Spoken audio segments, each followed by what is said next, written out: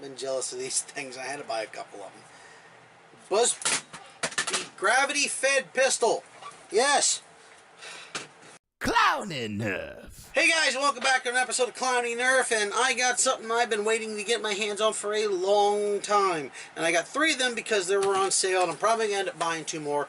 It's the Busby Flintlock Pirate Pistol. Now you can pick these things up, or buy Pirate Blaster. You can pick these things up at a lot of Cracker Barrels and stuff like this, but I found mine on Amazon and they're relatively cheap. I believe I picked them up on special for under $10 a piece, which is why I got 3, because I figured, what the heck. Now, the blaster by itself has wonderfully awesome aesthetics. I mean, this thing is just kind of cool for days. I absolutely love all the little trimmings and things they did like that. Even though it doesn't have a wood grain pattern to it, it's just really nice, and that's kind of where it stops, because you really don't buy these things for the performance because they're loaded with issues. It's as bad as the original Busbys kind of were, and the other one I had, the stuff was falling out. It's of course got the old Busby sucker darts, and these are brand new because I just popped this thing out of the package, and you prime it just like you would any other flintlock pistol. Pull that back. And when you fire, it kind of forward. It'd be nice if it went slam with a good thud, but you know, what do you want for $10? It's one of the few that I can think of, thanks to Griever pointing it out, left-handed blasters. I believe the Havoc being another one, and there might be some others. I don't think Nerf made any left-handed ones. And completely, I could be wrong with that. If I am, you guys let me know at the bottom of the screen down here. And honestly, you don't buy it for anything other than the fact that it's a pirate pistol, which is awesome. And you kind of see why here, because the dart fits abysmal. You can see you got a good, oh god, 1/4 inch or more of the dart sticking out. And after you prime it and give it a pop, I hit the bear from Cleveland, the chick, whatever her name is, across the head. And it didn't really stick. Now, I was disappointed with the performance of this thing. So I went out and I had this one made, and it's not much to see different on the outside, but once I crack it open here, you guys see what I did to that, other than my fancy neat little skull I found. So I'm actually running out of, I have to find a way to get some more of them.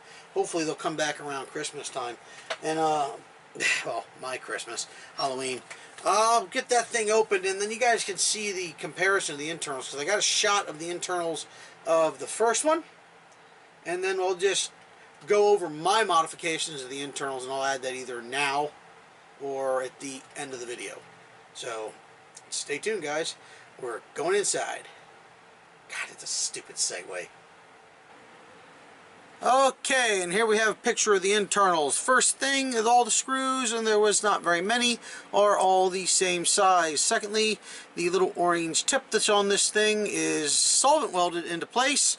So you just kind of wiggle it and it'll pop off most likely, because it's not really on there that good, because this is not one of their frontline blasters. Internals are pretty much on one side like any other thing we got. Weird little pins and things, and I did take the barrel out and brass it, because what the heck, it's just worthwhile. And I didn't have any trouble getting it in there either. It just, I think I might have had to Dremel a little, but it mostly the part just kind of went right in with a small nub of 17/32 brass. It actually hides itself down behind the actual barrel itself, which is kind of the way I made it. I could have gone a little longer, but like I said, what the heck. Out of this thing I shoot shorty darts, which is basically cut down Nerf darts, or the slugs and things like that that we use in the NIC. I believe this is a triad spring on here, along with the stock spring.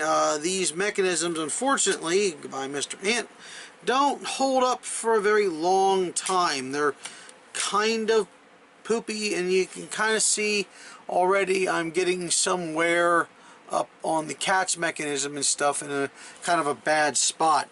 The only other thing I did to it, which I thought was really necessary, is I added a good amount of E-putty in the back corner of this.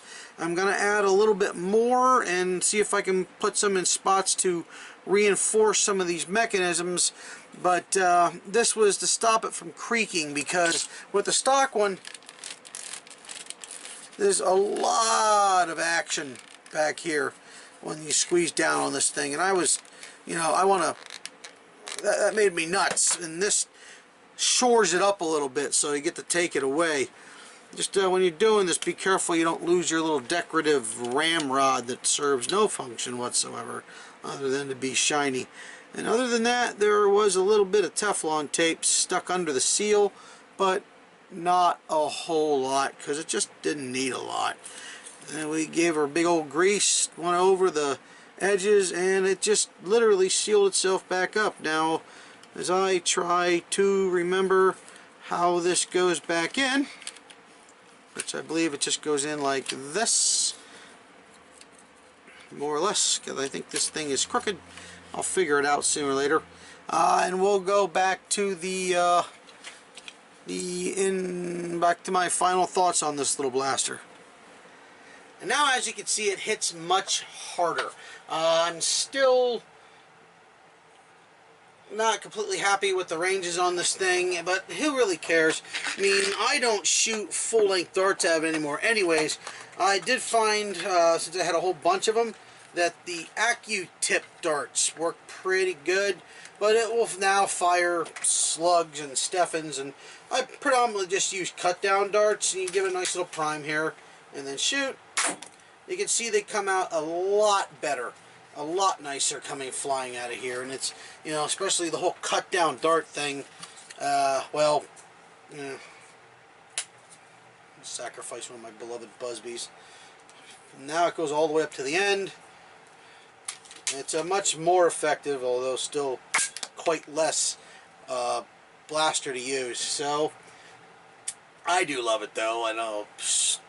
I actually took it to APOC with me, and got a tag, but the guy didn't know it because it's so weak. It's sweet and weak. It's so weak. My Sweek Busby Pirate Blaster. As always, guys, Clownie's watching. Peace.